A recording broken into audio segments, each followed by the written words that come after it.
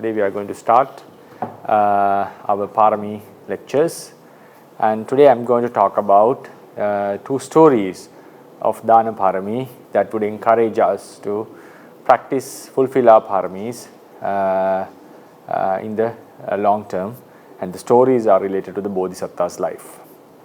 Those two stories are about certain sacrifices made by the Bodhisattva in order to fulfill his perfections to become the supremely enlightened Buddha.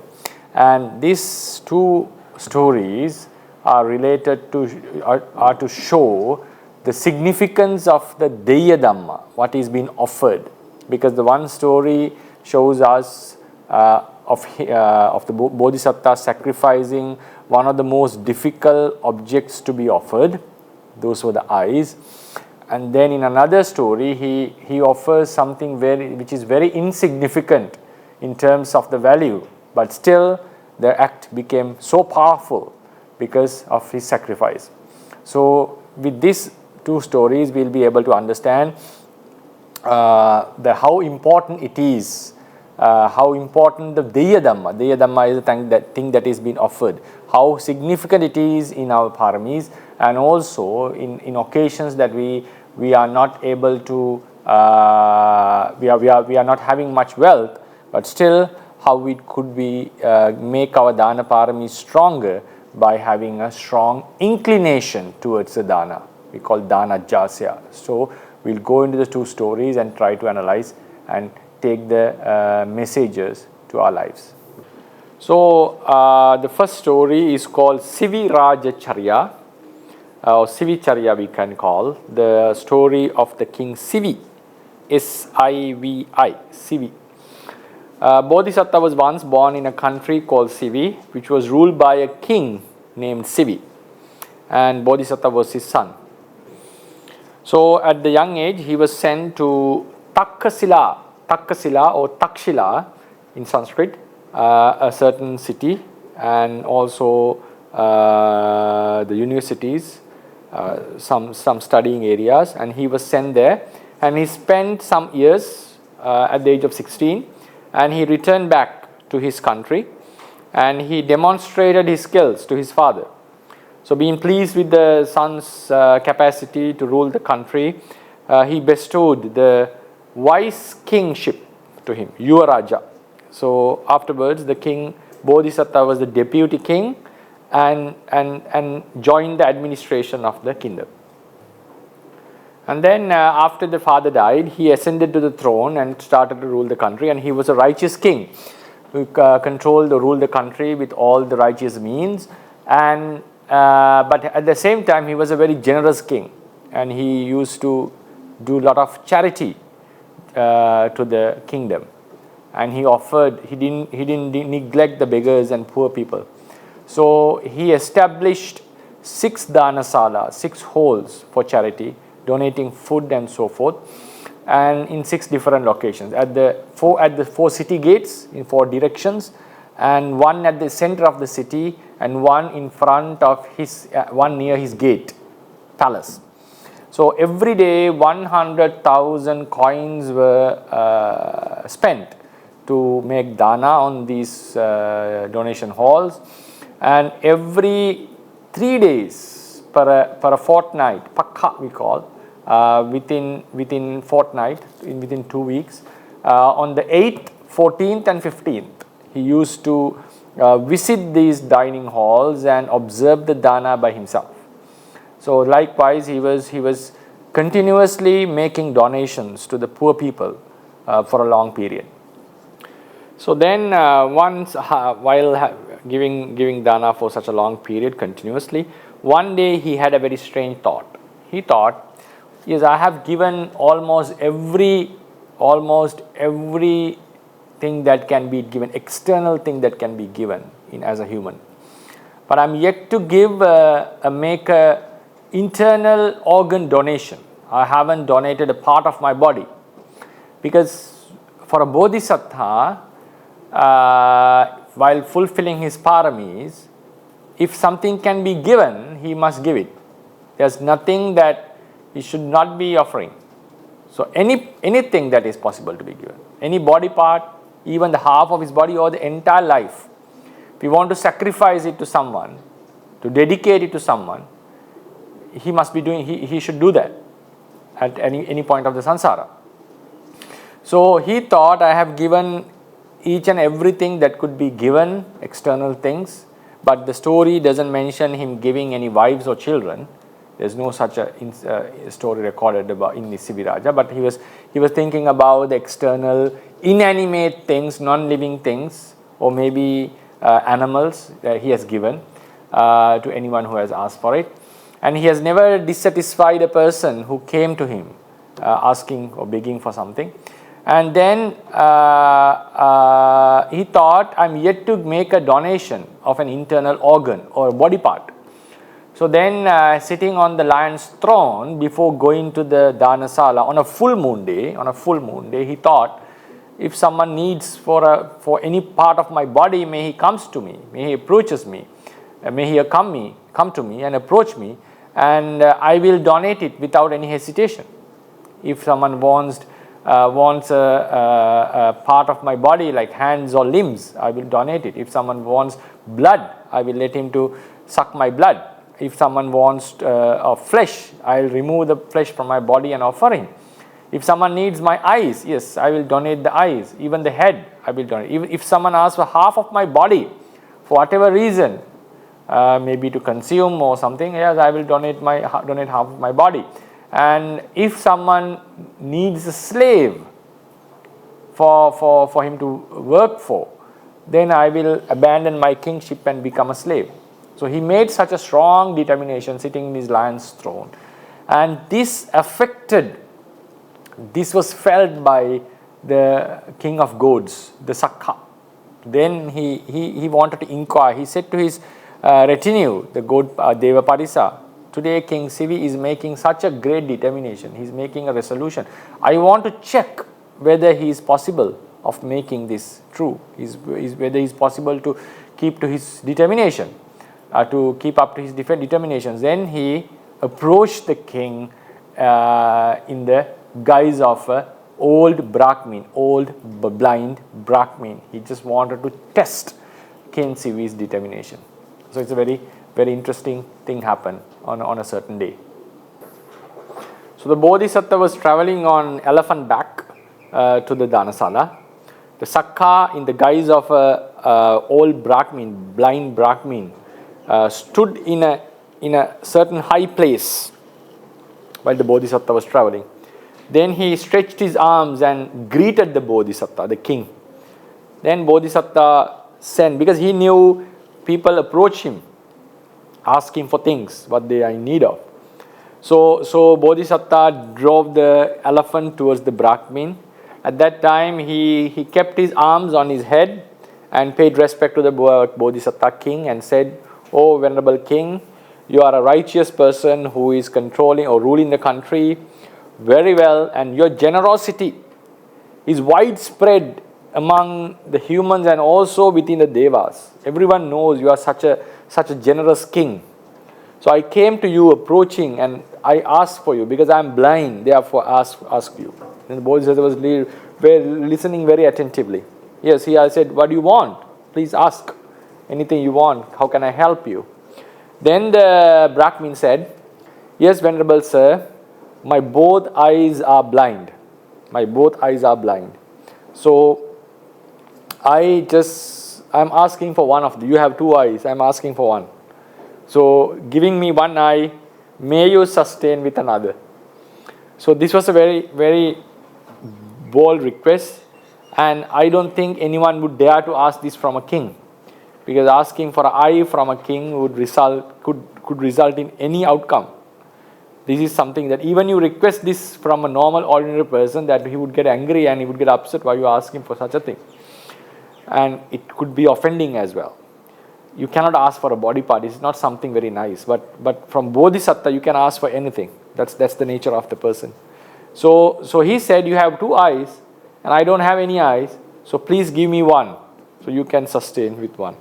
So this was the request he was making. Bodhisattva was astonished and he was surprised and he was He was really happy, and also at the same time he had a mixed feeling.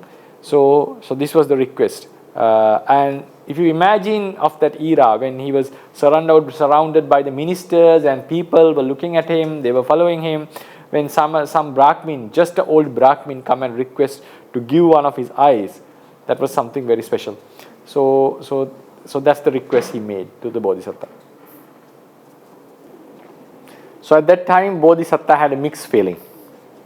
So in the beginning, he was sad. What was the reason? He thought, oh, this Brahmin is asking for one of my eyes, as if he has read my mind. I just made a determination in the palace and just came out to the city. So it seems like he has read my mind, because the day I made the resolution, he came asking for the eyes. So he thought I was negligent till now, because I didn't make such a resolution. If I had made a resolution before, maybe this person would have come and someone would have come and asked for such a donation, such an organ. So he felt quite sad. I was negligent till now that I didn't make such a resolution, because he thought it seems something miracle is going on, something strange is going on. Then maybe some divine intervention was there. Some deity has instructed him, because that's why exactly on the day that I made such a resolution, someone is coming asking for eyes from me. Then he was overjoyed, because he thought, okay, today I'm going to fulfill my desire. Today I'm going to complete my dana, because till now I have offered everything that I could, the external things, the bahira vattu, and today I'm going to make an internal organ donation. So then he was overjoyed, and he felt happy, and he talked to the Brahmin and saying, oh, I will surely donate you the eyes. And then he asked the question. He had a doubt. Were you instructed by a deity about my determination? Because I just came out of the palace, determined, made a resolution. If someone asks for a organ, I would surely donate it without any hesitation. So were you instructed by someone? Then the Brahmin said, yes, I was instructed by the Sakka, because he himself was the Sakka. So then he said, okay, so let's go back to the palace. I will offer you both the eyes, not only one. I'm going to offer you both the eyes, because both eyes are blind, and you see the entire world, the people with these new eyes, and you can go back. So he was very happy, and he turned the elephant, and the entire retinue turned with him, and he went back to the palace and took the Brahmin to the palace. Then, having taken the Brahmin to the palace, the Bodhisattva sat on the throne, and he called the royal physician, and summoned the royal physician, called Sivaka. And he said, son, I want to offer my eyes, so please help me to make this donation. So I need you to remove them, like you remove a certain fruit from the shell. I want you to remove my eyes and offer to this person. So the news of the king going to donate his two eyes spread across the country like a wildfire. So people approached him, citizens came to him, his loyal people came to him, ministers, generals, council members, and wives all approached him and said, please don't do this. You can offer anything you like. You may offer any amount of money to this person. You may offer cattle, elephants, whatever you want, but don't offer your eyes, because you will not be able to rule the country any further after this, because you are a righteous king. We need you. The country needs you. It's very difficult to find a person like you, and there's no such a person like you who could rule the country. And we are very happy as the subjects, as your subjects. So please don't offer the eyes. Please offer anything you like except the eyes. Then they were begging him, and they couldn't convince him. They couldn't stop him. The Bodhisattva was so determined that I will surely offer the eyes, that as I have determined and promised the Brahmin. Then so I'll go to the next part after translation. So then they were surprised. A Bodhisattva, a person as wise as the Bodhisattva, as wise as the Bodhisattva, why would he abandon the pleasures in this life, luxury? Because after offering the eyes, he's no one. He's not anyone. Like he loses all his capacity, capability. He cannot rule the country. He cannot advise anything. He cannot do any good work because he'll lose half of his life. Like that's not much useful. The life is somewhat useless after that. Yeah, people may become successful even losing their eyes, but so he's going to lose most of his capacity after losing the eyes, because these are one of the most precious items that we have in our lives. So they were surprised why someone would abandon the luxuries in this life with a wish or an expectation of luxuries in a future life, because they thought, because he's going to because he's a generous person, and he believes in rebirth, he believes in karma. That's why he was doing donations throughout his life as a king. And they knew the Bodhisattva was accumulating good merits for the samsara. And then they asked, why would you abandon your present life, such as the eyes, organs such as the eyes, in search of a divine or some kind of a pleasure? Isn't it that the wise person should be enjoying the happiness in the present moment rather than thinking about a happiness that one is not certain about, which is a future happiness? So it doesn't make sense. It didn't make sense to them.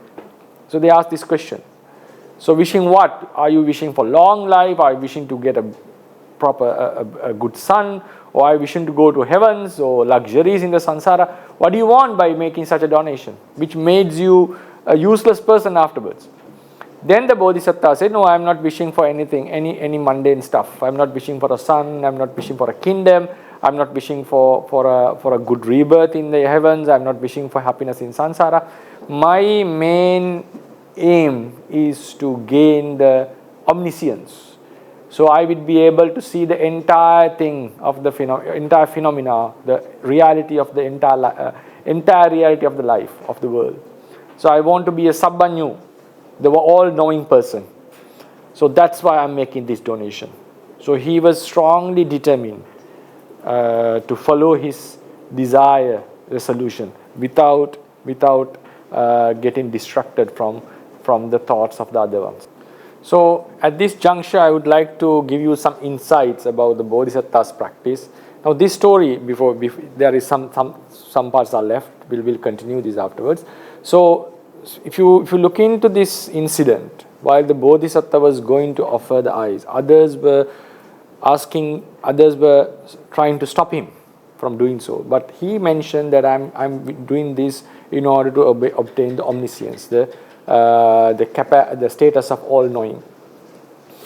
Now think, if you visualize this incident, while the Bodhisattva was determined to offer the eyes, others were countering his desire and suggesting that it's better that you don't offer this because it doesn't make sense that you are making such a sacrifice to obtain a future benefit.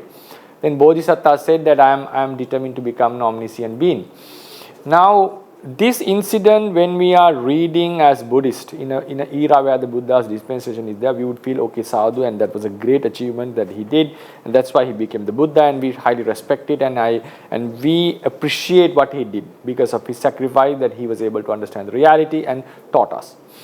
But now imagine if you put him on that occasion, there was no Dhamma on that era, and the idea of Buddhahood was not very clear to anyone, because there's no doctrine which explains whether becoming a Buddha is possible or not.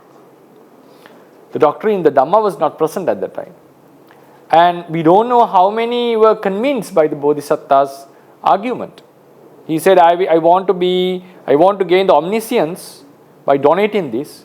Now think, if we were there without any knowledge of Buddhism, in Buddhism, is it possible that you donate your eyes and gain that capacity, that knowledge of knowing, all-knowing knowledge? Is it possible? And when are you going to get it? Is it possible that one can reach that status? So obviously these doubts would haunt us, and we would say, okay, sadhu, he did a good thing, but will it be possible to him to achieve such? Because we don't have any evidences. We don't have any reason to believe in such a thing, because it is an era where the Buddha's teachings were not prevailing. Bodhisattva had such an idea, and he was also not fully aware of the capacity of a Buddha, because he is a Putujana being in the samsara. He may have known that, he may have understood that, yes, you can develop your spiritual capacities life after life, and there should be a status of all knowing, and one should be able to know the entire reality inside out in this world. And so he will be, and the world is suffering, obviously it is obvious to everyone, and one would be able to liberate, show the path to the beings how to be liberated from this cycle of rebirths. Because if someone knows everything, he should know the path way out from the suffering as well. That's why that is what is meant by knowing everything. So he had a view of his own, that by doing so, I will be developing my capacity, spiritual capacities, and accumulating great merits. So one day I will be able to reach that higher state.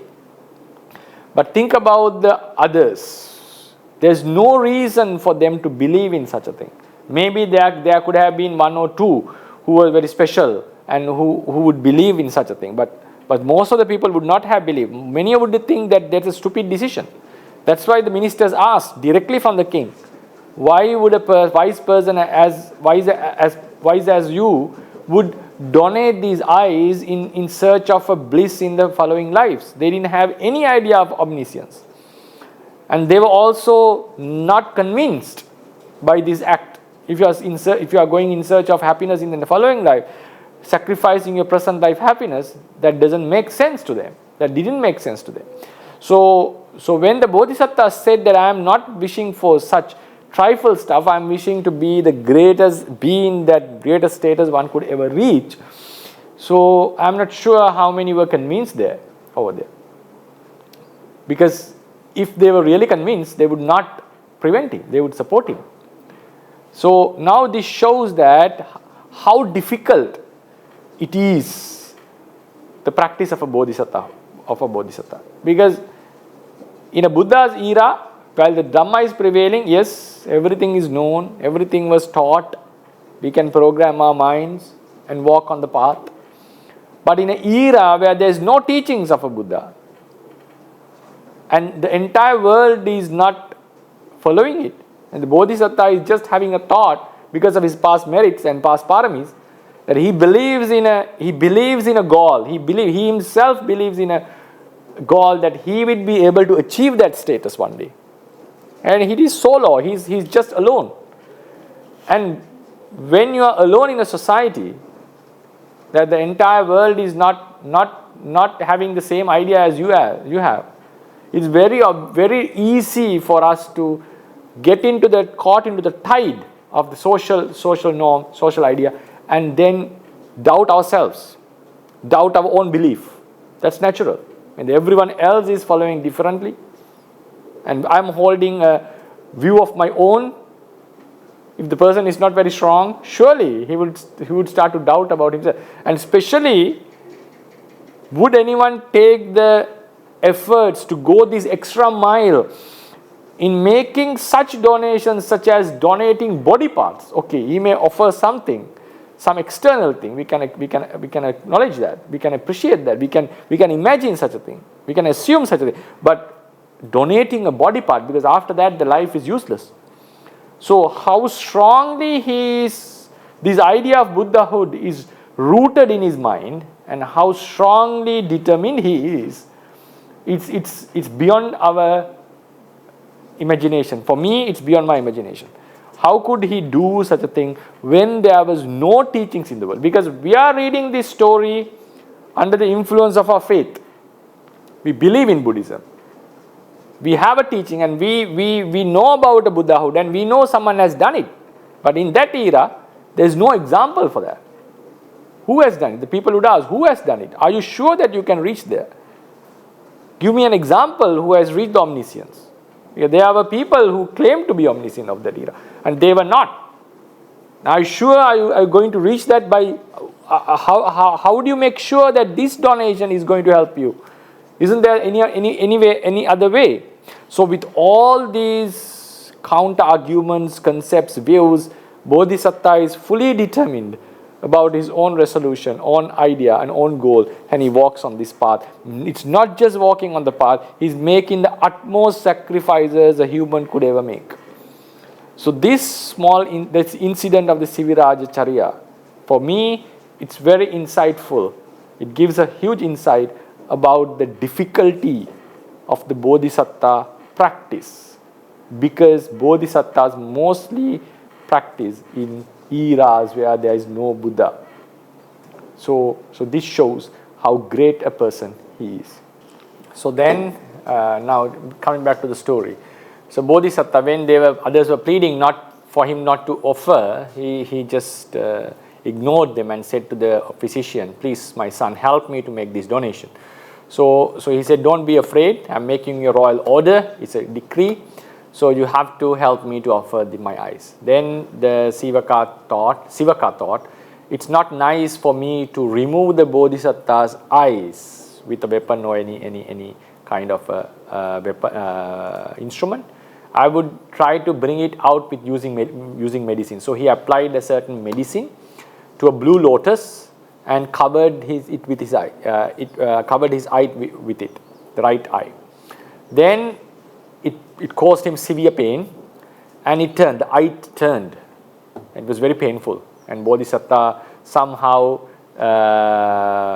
bared the pain. Then he applied again. At that time it came out, not completely, but popped out from the eye bracket.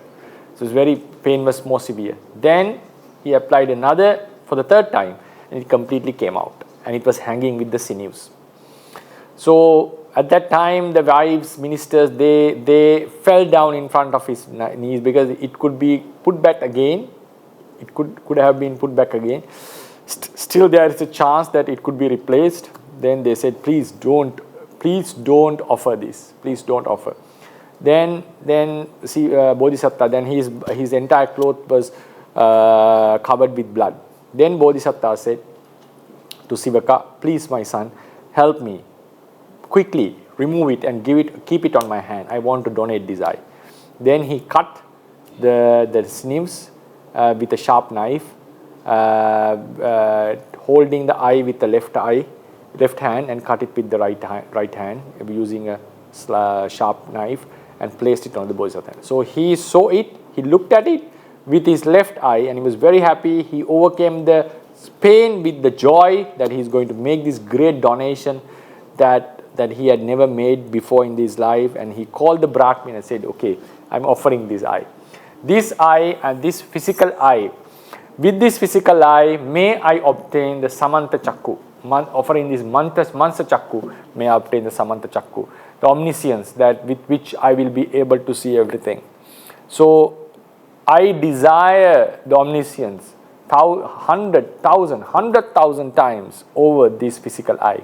So that's why I am able to donate this eye. So please apply this, and may this donation be a help for my omniscience. So then he donated.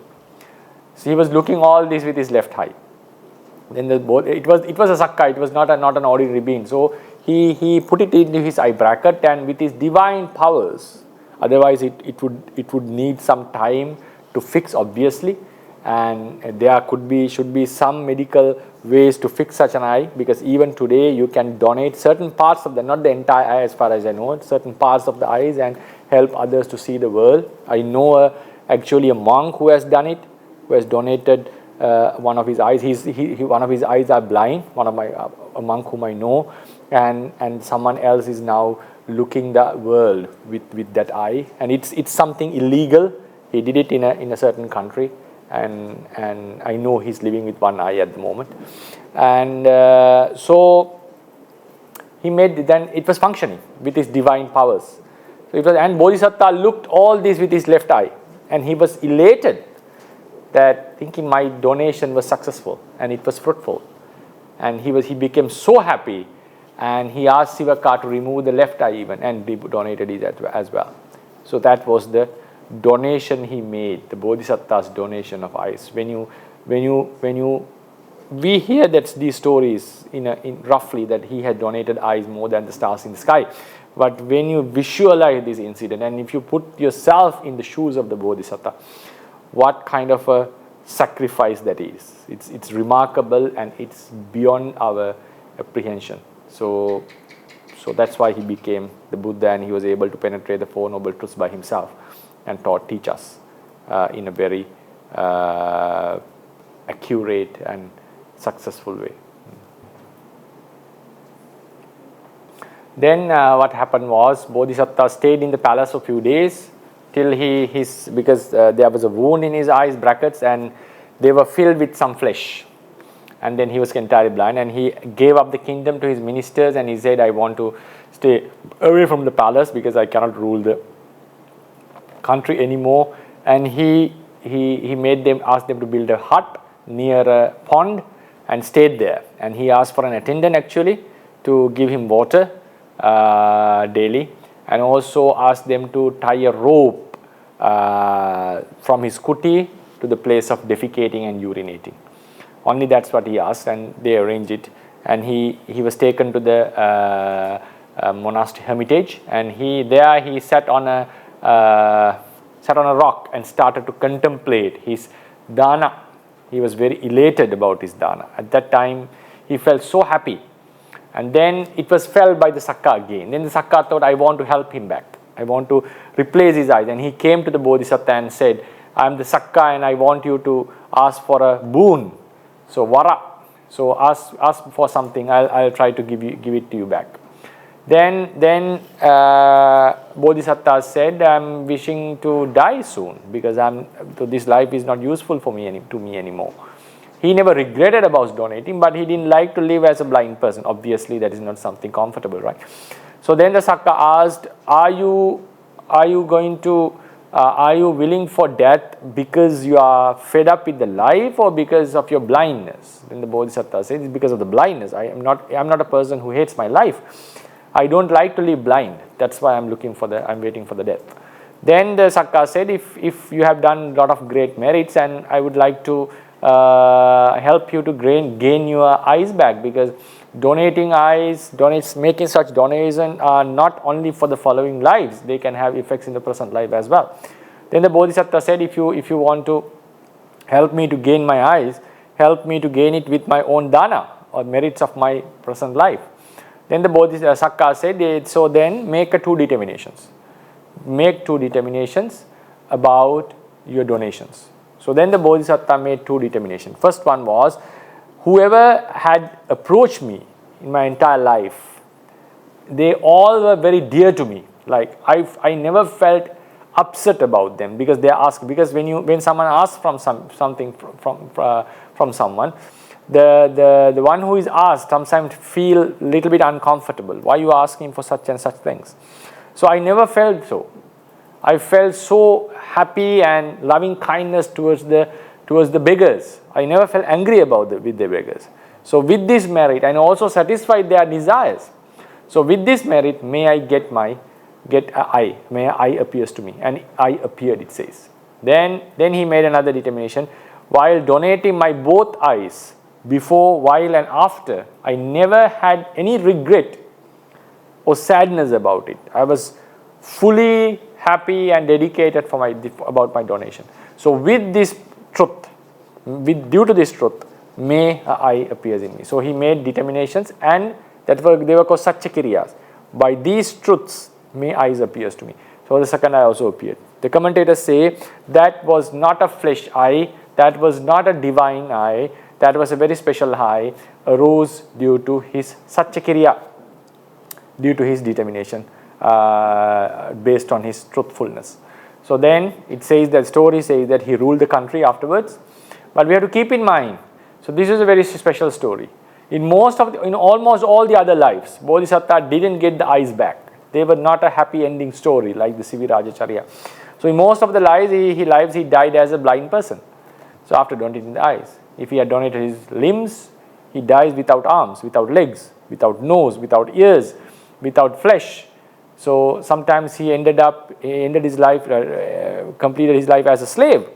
So Bodhisattva's charya shows that This story illustrates us that for us it's a very nice heroic story. For him, in most of the stories, it ended with agony, because even in the Sivirajcharya, he wished for the death.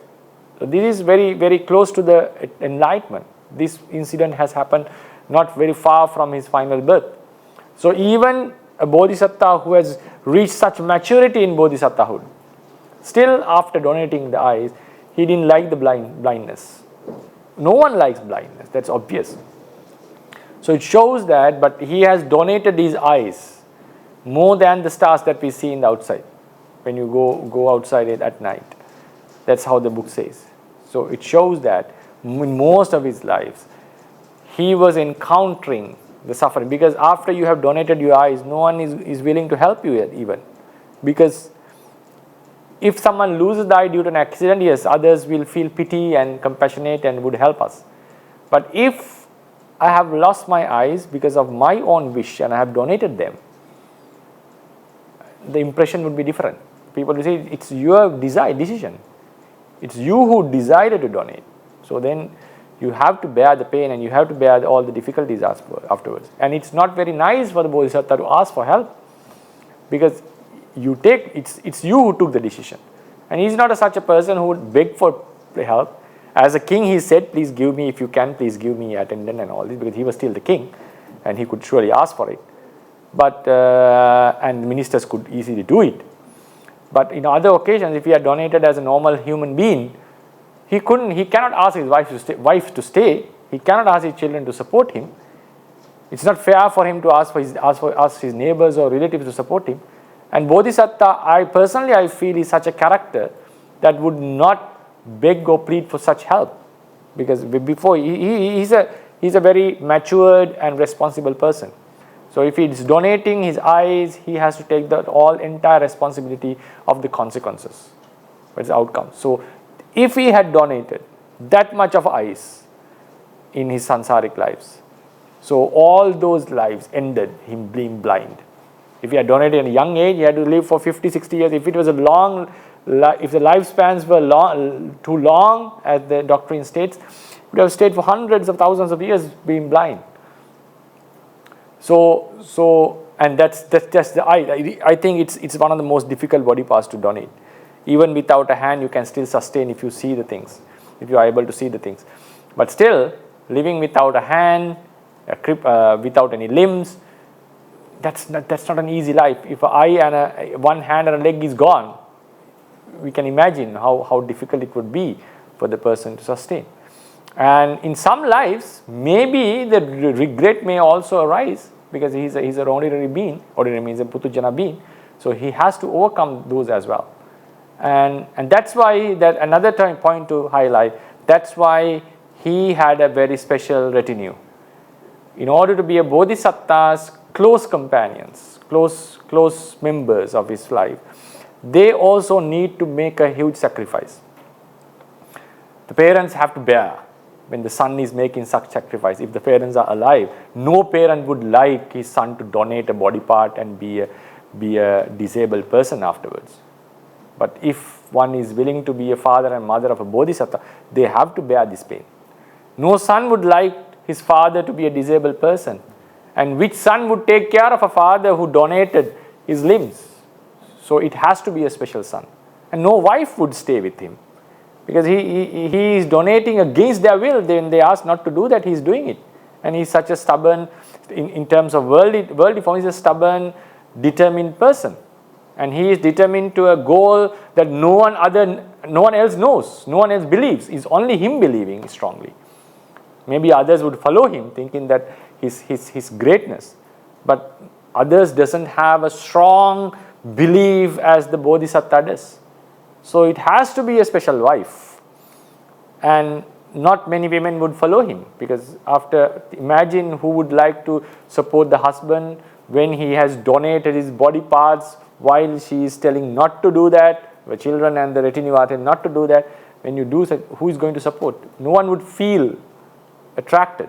So only a person who has come with him for a long period and who also has a same kind of a mindset can stay with him. So this story also illustrates that it's not easy to stay with the Bodhisattva. It's okay, we feel very happy reading his story.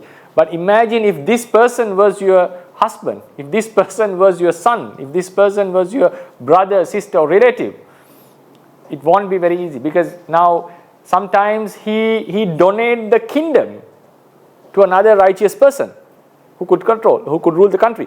And how would the son would have felt? How because inheritedly, son inherited it.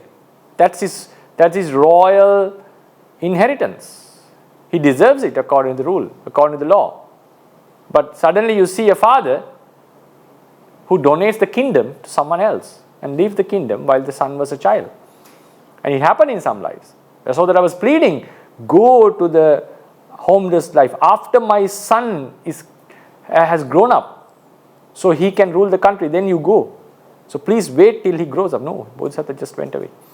So when you read the stories of the Bodhisattva and apply it and imagine and put yourself in the position of the close members of his family, I would rather say that most of the people would say no for such a life. I know some would be able to embrace it and accept that. I know there can be some people, but the majority of the people, even the ones who are willing to attain arahantship, I don't think many would make such sacrifice. That's why when he divided the titles here, when he said this much you have to practice to be a Buddha, a Bodhisattva, Pacceka Buddha, two chief disciples, the great disciples, and he allocated 4 special positions: mother, father, son, and Upattaka. Upattaka means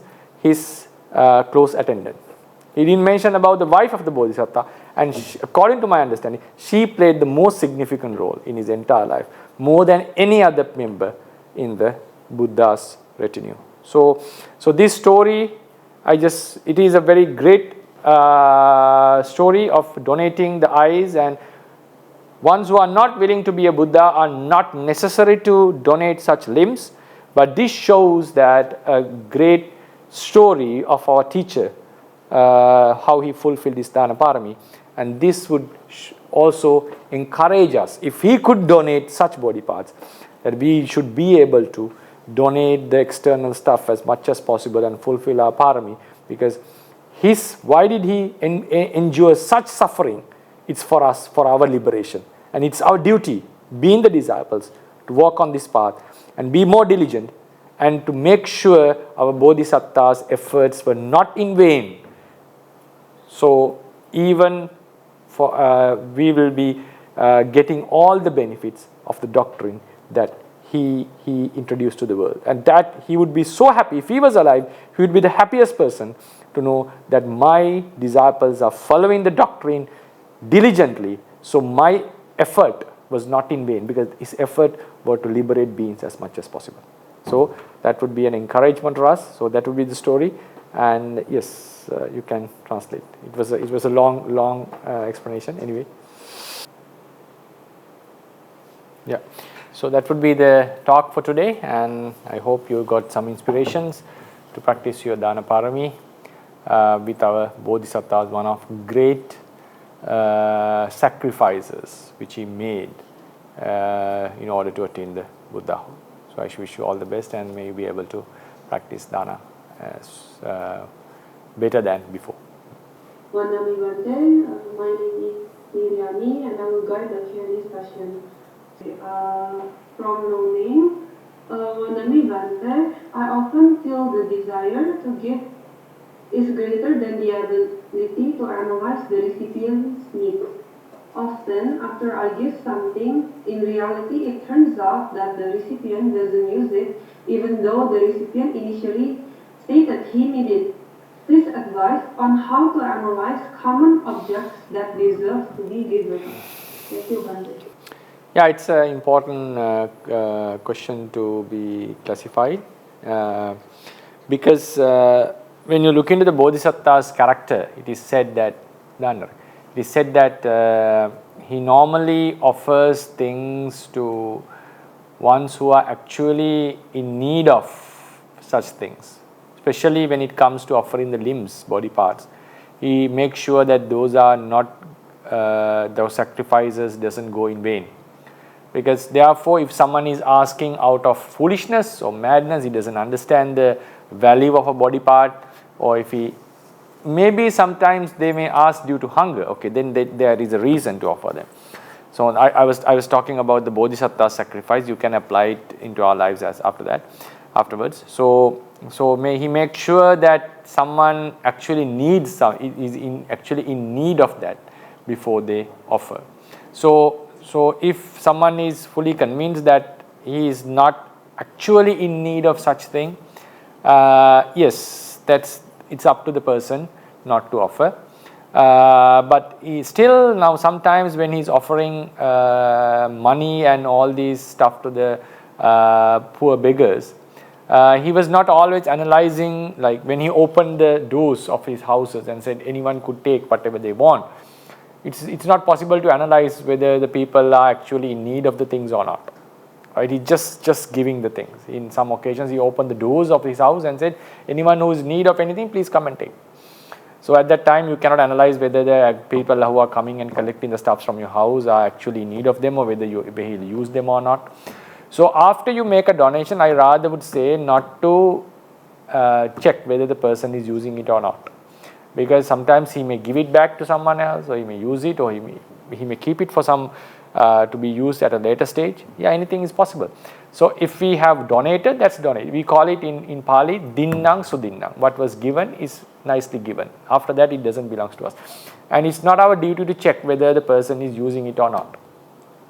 But if you have the perception that the person has asked for many things and he is actually not in use of that, maybe he is misusing our generosity, then you can take a decision. Sometimes even in order to fulfill your paramis, you would give it to him. That's still okay. It's still okay. But rather you can give it to someone who is actually in need of it, rather than giving it to someone who is not going to use it. Yes, you are in full capacity, autonomy to decide whether you give it or not. There's no harm in it. Giving dana is a good thing, and deciding not to give when you don't want, that's up to the person. There's no fault in that. So, but if someone is restraining from giving and is not interested in giving at all, then it's according to the literature, it's not a good quality. So I would say first of all, it's better not to analyze check whether the person is using the stuff or not. Otherwise it's going to affect your kusala as well, if you get the regret or if you feel upset about the recipient. And then if you feel like the person is misusing your generosity and keeps on asking because he doesn't know the value of the things that he's getting, or if he doesn't know, if he really wants to put you in trouble by offering, and he's for whatever invalid reason, yes, then you have the full authority or autonomy to not to give. And in terms of Dhamma, there's no harm in it. So in terms of Bodhisattva sacrifice, it is mentioned, especially when he is donating the body parts, he would donate it to someone who is actually in need of it. He doesn't let the body part go waste, because losing a body part is something very imperative, and you cannot get rid of the effect of losing a body part. So he makes sure that the body part is surely given to someone who is actually in need of. So you can apply this into your life as well.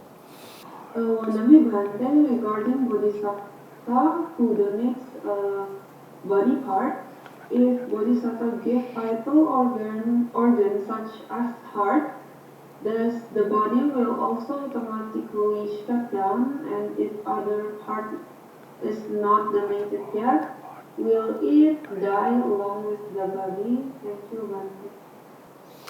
Yeah, according to the literature, there are two body parts that when the Bodhisattva donates, that he will die eventually. That is, donate in the head and also donate in the heart. So no one can live without a head and no one can live without a heart. So that donations automatically eventually makes him to die. There's no doubt about it. And there's another donation called donating the half of the body. I don't know what was the purpose of that, but Sivi Raja determines if someone asks for half of my body, I would still donate it. Maybe for food or something, I don't know. So even that would cause him death for sure, right? If it it determines from where it was cut. So yes, so eventually he will die. There's no doubt about that. So I think he will die even before, most of the cases, even before he donates it. So when he decides, yes, you can take my heart, or if he removes it, obviously when he removes it, he will not be able to live anymore. Which is a very, very, very terrifying, dreadful donation. And it says that he has done it. And in Vesantara Jataka, at the age of 8, he determined, if someone needs my heart, may he come and I will donate it. And even the earth shook when he made such a resolution about each of his body part. And it's it shows that it's a remarkable story, a remarkable journey, and that's why most of the beings, even when they start to learn about Bodhisattva, even the ones who had the desire to be a Buddha before, when they read the story of the Bodhisattva, they feel terrified and go away from the path. They feel, no, it's not for me. It's not for a person like me, because only 28 people were able to do this throughout the entire 4 Asankhya and 100,000 eons. That shows that this is not an easy feat, easy task. Yes, for the question, yes, he has to die. When he donates his head, when he donates his heart, in most of the cases, as I assume, when he donates half of his body, surely he has to die. Okay, for the answer. The next question, Wandami Blanche, in Sumangala Vilasini, I'm sorry if I missed out. Sumangala Vilasini, yes. Yeah. Will you be able to read the Pali?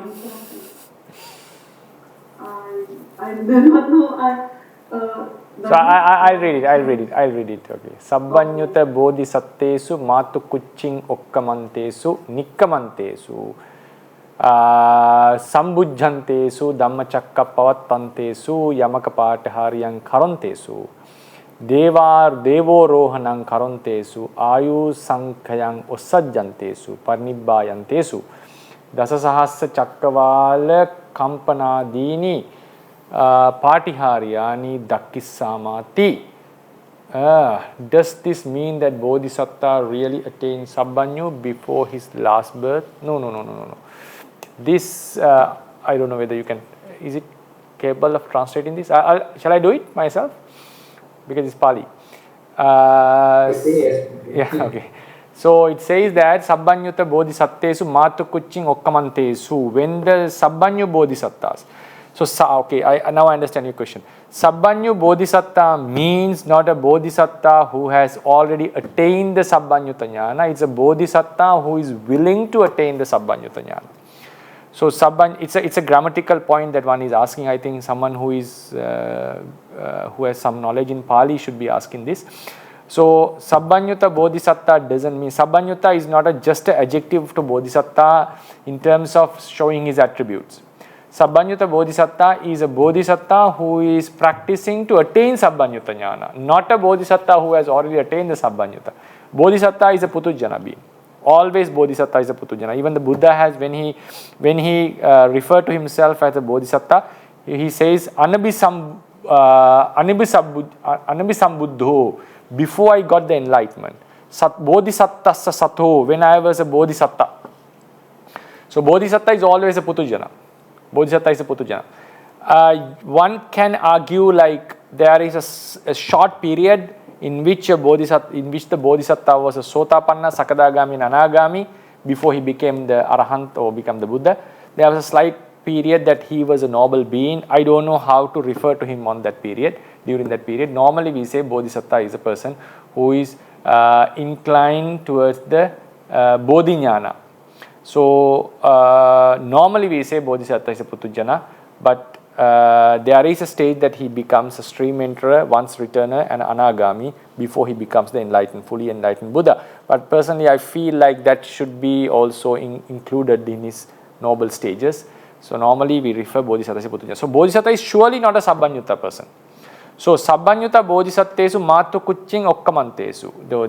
This means that when a Bodhisatta who is willing or practicing to be a Sabbanyu person, or who has already fulfilled the paramis to become Sabbanyu person, in his last life, this is referring to the last life. So Bodhisatta in his last life, in which he will surely attain the Sabbanyuta Jnana, Matu Kuching Okkamantesu, the moment he is entering into the mother's womb, that is the moment of when the mother is conceived with the Bodhisatta, the Patisandhi moment. Nikkamantesu, the birth moment. Sambujjantesu, becoming the Buddha, enlightening moment. Dhammachakkam Pavattantesu, when he is preaching the first sermon, Dhammachakka. Yamaka Patihariyan Karantesu, while he is showing the twin miracles. Devorohanam Karantesu, when he is descending to the earth, having preached Abhidhamma in the divine realm. Ayusankarang Ussajjantesu, when he gives up his determination to live, the lifespan. And Parinibbayantesu, when he is attaining the final liberation of Parinibbana, when he is dying or he is attaining the Parinibbana. Dasasahasa Chakkavala Kampanadini Patiharyani Dakkissamati. Some are making determinations. We will see the miracles that are happening in the 10,000 world cycles, such as shaking, earth shaking, and earthquakes and so forth.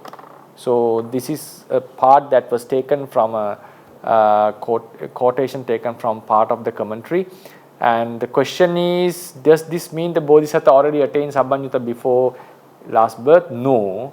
This Sabbanyuta Bodhisatta means a Bodhisatta who has fulfilled his paramis to become a Sabbanyuta Buddha, and it's referring to his last life. It's not that the Bodhisatta has attained Sabbanyuta Jnana before, no.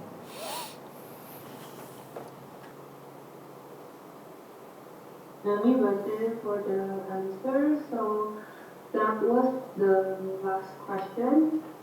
There is no other question. Maybe we will close the Q&A session. Okay, with this merit of listening to Dhamma and preaching Dhamma, may all of us be able to attain the final liberation and the happiness in samsara.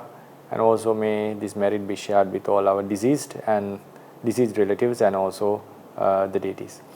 Ittavataca amhehi sambhatang punya sampadang sabbhe deva anumodantu sabbhe bhuta anumodantu sabbhe satta anumodantu sabba sampatti siddhya idang vo nyati nang hotu sukita hontu nyatayo idang vo nyati nang hotu sukita hontu nyatayo idang vo nyati nang hotu sukita hontu nyatayo idang me punyang asavakkaya vahang hotu idang me punyang nibbanassa paccayo hotu mama punya bhagang sabba sattanam bhajemi te sabbe me samang punya bhagang labantu. Sadhu sadhu sadhu buddha sasanam chirantittatu buddha sasanam chirantittatu buddha sasanam chirantittatu. Sadhu sadhu sadhu.